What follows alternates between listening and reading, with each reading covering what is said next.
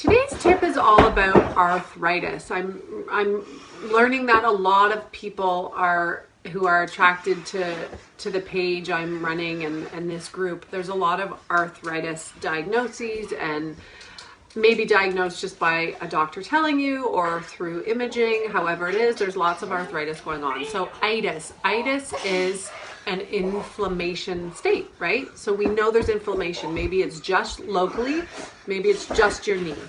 So if it's just your knee, maybe diet's not a huge issue. Maybe it's more posture.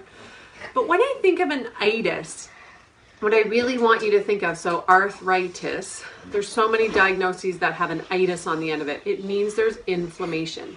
When there's inflammation, the greatest thing we can do is help our fluids to move. Because itis means when there's pain, there's swelling.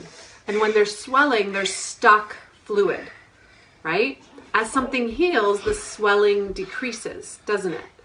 When you've got an acute injury, as soon as that swelling goes down, the pain gets better.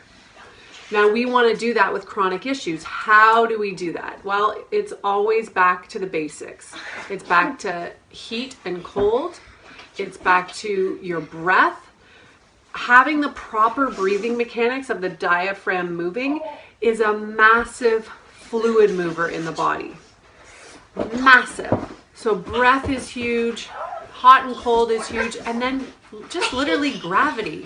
If you're someone who has swelling in their feet, put your feet up the wall, right? Get your bum close to the wall, get your feet up the wall so that just the fluid can drain, and do that before bed and see how you feel in the morning. Or maybe it's your hands, and there's so many creams out there. There's arnica, there's essential oils is what I recommend and use. If that's an issue for people, I recommend peppermint and lavender is a great place to start. And just doing something like that consistently over time, say give yourself 2 weeks or 3 weeks, every day you're gonna put peppermint or lavender on the sore spot wherever you're experiencing the arthritic pain. And you're going to do some deep breathing exercises, which I have a ton on this page and in this group and on the page of different things you can do. And also you want to use hot and cold. So take a bath before bed maybe, or use a heating pad at night on the area, or use cold. You have to, with a hot and cold, when something's chronic, you really have to play around with it, and you have to decide if hot or cold helps. And when someone's pretty chronic, they sometimes don't even know, but they keep trying because they just use heat because they like heat, right?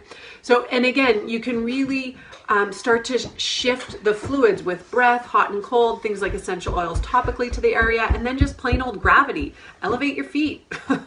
If that's where, elevate your legs if it's in your knee. Or if it's in your hip, you could lie on your back and lift your, do a really good bridge. So just lift your hips up and down slowly with your breath. I mean, it's just endless what you can do, isn't it? We just have to get a little bit creative. If you have any questions with your specific arthritic pain, if that's you, I'm more than happy to give you specifically some tips in the comments. And really, I'm just realizing how much, oh, and of course, diet.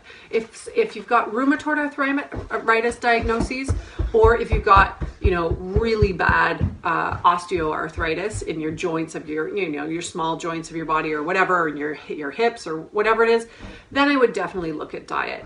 And there's a lot, that's a whole other video. But eating the foods that are more anti-inflammatory and staying away from those nightshades they talk about, that can really help people. That's like tomatoes, potatoes, green peppers, and eggplant. So things like that you can start being mindful about, but really nutrition is all about bringing in more fruits and vegetables and the things that don't create inflammation in the body, which is the stuff that you open up from a package. And everyone will be slightly different, so really play around with it and eat a certain way for a few days and see if it helps your joints. That's my tip on all the people out there suffering from those itis diagnoses, and lots of people I'm learning with arthritis. I hope you found that helpful, and we'll see you in the next video next week. Bye-bye.